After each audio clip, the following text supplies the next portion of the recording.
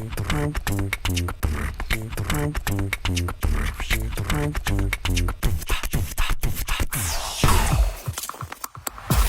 talented young sports people. We saw somebody like Diego who picked up a sport that Kenya was not known for, and he went to the Olympics with it. We had Masai cricketers. Our Kenya cricket team is actually one of the most renowned teams in the world. Soccer, Kenyan youth football, because it's soccer, football, rugby. Now, do we have a plan within the government or within you in how to continue enhancing that talent? Because we have a lot of waste of talent in Kenya, which usually ends up in either being wasted by somebody turning into crime or drugs, or B, sports alikuwa anacheza, they have to look for life, and in that and palipopote they start working.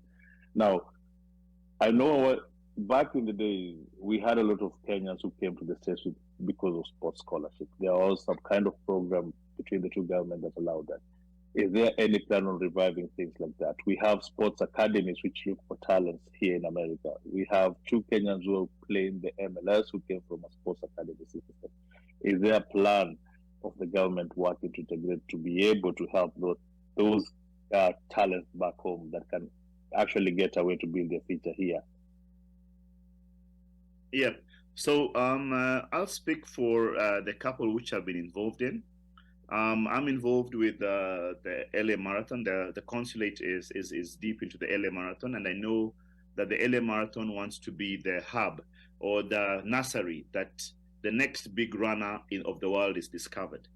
So one of the things that we're doing is collaborating on doing or being part of a marathon in Kenya, and then we bring those runners here to run in this particular thing. I think it's important for us to have a testing ground whereby even our skills can be tested, our knowledge of the game can be tested, and we can be able to bring people on the other side.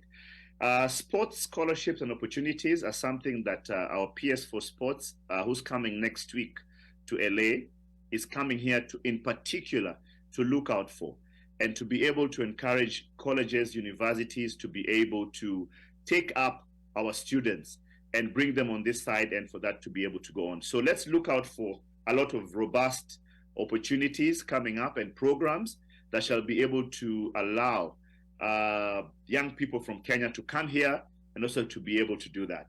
I know also sometimes people come here and decide Mimi sirudi tena and everything, but that's a way of life. I know some of our greatest athletes are actually here in America, and some of them are actually great coaches. You remember our 800-meter world champion, Paul Ereng, is actually a university coach here in America, and is able to help all these people who are coming in. Okay, thank you very much. I think my last question, and it's very fair for me to just talk about rugby. We are going to LA Rugby next weekend, and as Balozi said, he's going to be there being the #1 cheerleader, Kirukaruka. I just wanted to ask, what's your opinion about the recent nullified elections of the Kenya Rugby Federation? We'll do it. That's a federation that has been having a lot of struggles. We can see it's affecting the performance of our team. And I know the PS was involved in strengthening some of those federations, especially the soccer one and the athletics one. What do you think about the Rugby Federation? How I know you've been a big fan, you've been involved with it. What, in your opinion, yako tuka Big Ten, si ati kama wa Balozi?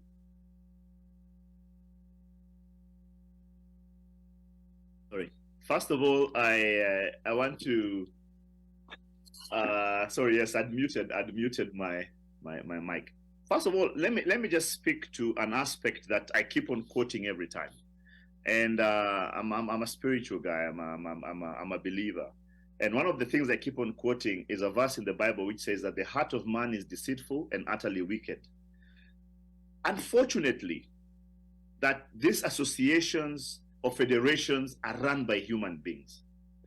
And the problem comes in whenever human beings get involved with their personal intentions of those things. First of all, I'm not a very big fan of associations or federations being retirement benefit authority for people who used to play.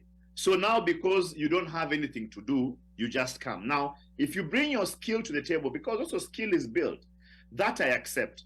But you cannot come and then make it or leave it worse than you are. And you cannot come in there because you're looking for position or portfolio to carry around and to be seen that you're in charge or you're in a particular thing. So for me, that particular part, I think, needs to be straightened out.